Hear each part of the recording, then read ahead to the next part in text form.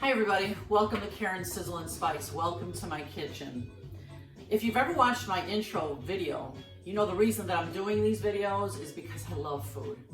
Always wanted to write a cookbook, and this is my modern day cookbook by bringing these videos to you.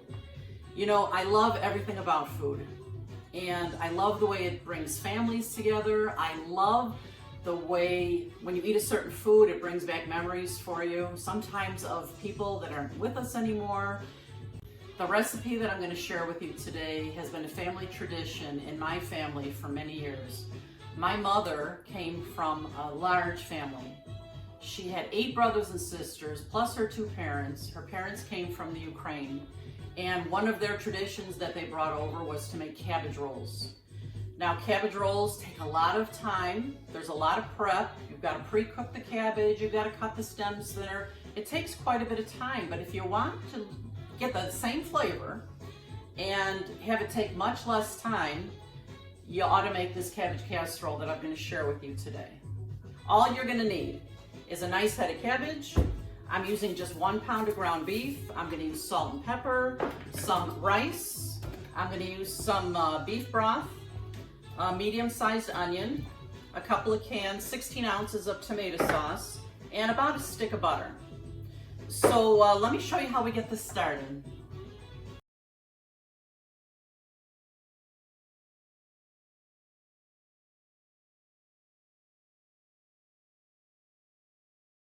One of my fondest memories of the taste of this cabbage casserole is the family picnic that my family and I used to go to every summer.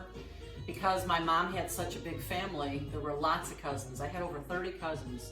So we'd all get together every summer, and I can remember my Aunt Xenia bringing a huge roasting pan of the cabbage rolls, and everybody would scarf those up. It was just delicious. Couldn't get enough of them. So to start this today, I'm going to start by cutting up my Vidalia onion. I'm going to get all my other ingredients ready. I'm going to cut up the cabbage, and I'll be right back. Wait a minute, before you go any further, can you please make sure you're subscribing to my page? That's what's going to make my page successful and allow me to keep coming back and sharing more recipes with you. If you're on your phone, just turn it sideways. In the bottom right corner, there's a little red square. Just click on subscribe. And if you're on your computer, it's right below my video. Just click on subscribe. And also, you got to share my recipes with your friends because they're going to enjoy them just as much as you do. So be sure to click on share as well. I really appreciate that. Okay, to get this recipe started, I'm going to cut up my Vidalia onion with my Rachel Ray knife. This knife is like my right hand in the kitchen. I'll leave the link for it in the description of this video if you guys would like it. It's pretty reasonably priced. I've had it for years. I've got a nice sharpener to go with it, and almost every time that I use it, I'll sharpen it. It's the simplest thing, and it keeps it working really well. I'm going to be cutting through cabbage, which is really hard, and I'm going to need that knife really sharp. So I'm going to start with my Vidalia onion. I'm just going to cut off both ends. There's 100 ways to cut open an onion. I like to just cut off both ends.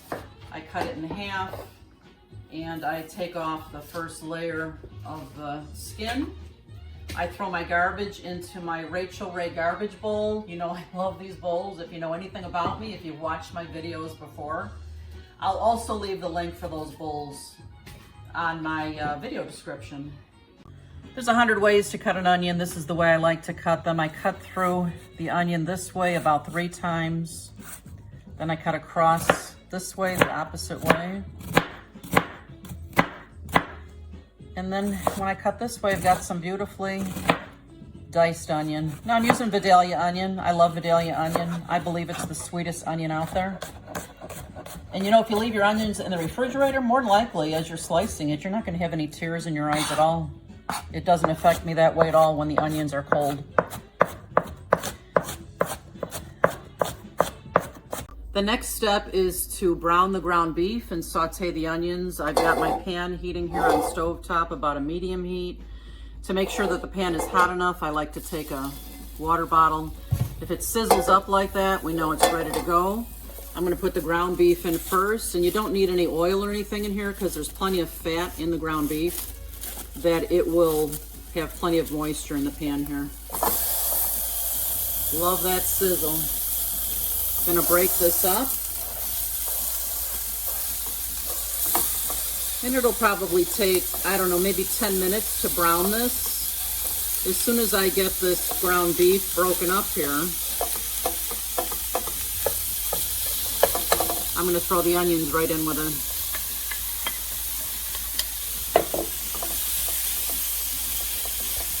We'll check this in a few minutes.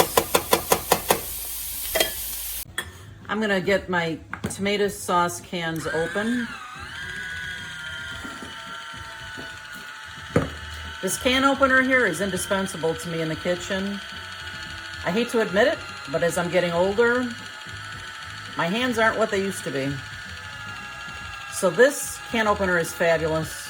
No effort, works beautifully. I'll put the link for this on the description of the video in case you'd like to have one of your own. I don't even care how long it takes. I'm in no hurry. Look at how easily that comes right off. Throw it right into my garbage bowl. I'll open up the other one. Okay, this ground beef has been cooking for, I don't know, about 5 minutes now. The smell in here is pretty wonderful. If you like onions, it smells great. So while this continues to brown, I'm gonna get my rice ready for the dish. And you know what? Instant rice is just fine. That's what I'm gonna use. So it's equal parts water with rice. I'm going to use like 4 servings of rice, which takes 2 cups of water. I'm going to bring that to a boil, and then I'm going to put the 2 cups of rice in there when that's ready to go, and then it'll just sit until we're ready to put it all together. Oops, wrong burner. We'll be right back.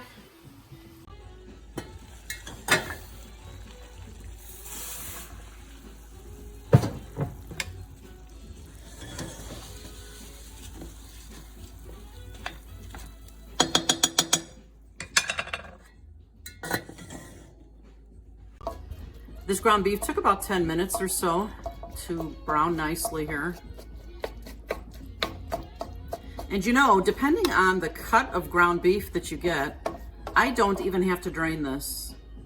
You'll find that if you cook ground beef till it's nice and brown, a lot of that oil, the grease, will just evaporate.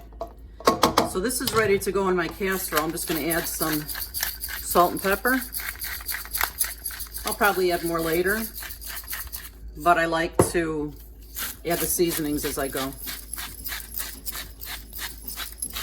All right, let's move on to the next step. Okay, the next step to get this cabbage casserole, of course, is to cut the cabbage. So make sure you have a sharp knife. These things are pretty hard. I'm going to cut right down the center here.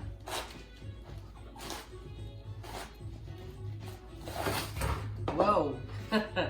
Then you can see the core in here. I'm going to cut right down the center of that again. If you've never cut a cabbage, this is the best way to cut it. So there's a core here. I'm going to cut down right down the center of it. And then the next step to cutting this cabbage is I'm going to cut the core off because that's too hard. You don't want to use that part of the cabbage. Now that I have all the cores cut off of all 4 quarters of the cabbage, I'm going to slice this just like noodles. That's how we're going to cook it in this casserole. You know, you can absolutely put this recipe on your list of cost-effective, family-friendly meals because really, a head of cabbage, I think it costs a couple dollars, 1 pound of ground beef, some sauce and butter, and you've got a meal. Serve this with some crunchy French bread. Your family's going to love it. So I'm just going to cut this like noodles now.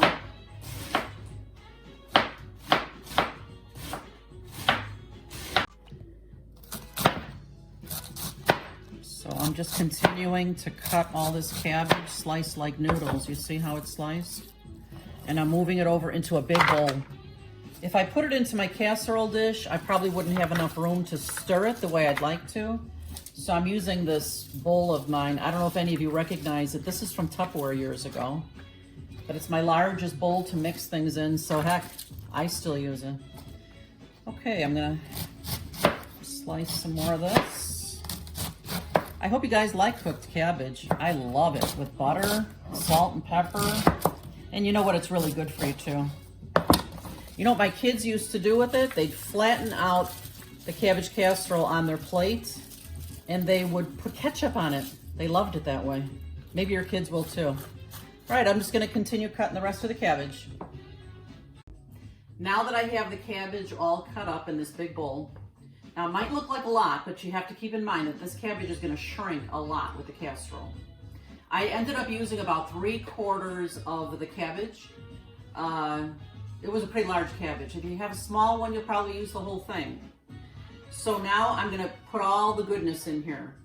The ground beef and onion is all browned up here. I'm adding that first.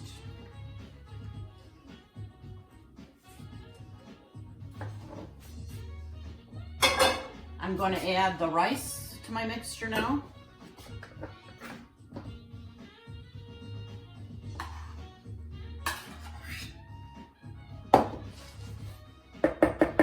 I'm adding the 2 cans of tomato sauce. It's 16 ounces. And you know, some people make their cabbage rolls without tomato sauce. Some like tomato sauce. I like some tomato sauce. So I'm adding the 16 ounces of tomato sauce to the bowl. And come on closer now, Ed. You can see the beautiful mixture here. I'm adding salt and pepper again because this is a big casserole. Add some more pepper. And please remember, you can always add more seasonings once you take this out of the oven for a taste test. But if you put too much in to start, you can't take it out. I'll be right back. I'm just mixing up this bowl of deliciousness here. And I'm actually gonna add a little beef broth to this as well, because you have to remember, when you put a casserole in the oven, it takes a lot of the moisture out of the food, and you don't want it too dry. You kind of want this a nice consistency. So I'm gonna add a little bit of beef broth to my mixture. Probably, I'll start with about 1/2 cup. My oven is preheating to 350. This will take at least an hour in the oven, and it depends on how done you want that cabbage to be. I like it nice and soft. So I'll check it after 1/2 hour, and if I find that the dish doesn't seem moist enough, I will add more beef broth at that time as well. Okay, come on closer, Ed. I'm gonna get this into the bowl here. Let me show them what it looks like. I'm going to spray my pan with a little bit of nonstick spray. And you ask, what about the butter? Ooh, we're getting to the butter. Let me see if I can fit all this in this bowl here. Hopefully I can. If I couldn't, you know what? I would just add some to a second dish, but I think we're just going to fit here. And remember, like I said, this is going to shrink as it cooks. Look at that beautifulness. Yum, yum. Now for the pièce de résistance. If you know me and you've been watching my recipes, you know I like butter. Yeah, I don't know about you guys, but I do love butter. And when you add butter to this dish, it makes that cabbage caramelize. It's gonna come out looking nice and brown and sweet and toasty and delicious. So I'm gonna use about 1/2 stick of butter. And I'm taking like tablespoon at a time or so, maybe that's 1/2 tablespoon. And I'm just tucking it in around the edges of the casserole.